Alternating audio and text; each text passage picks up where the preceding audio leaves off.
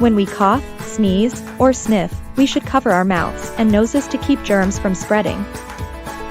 Then, don't forget to wash your hands.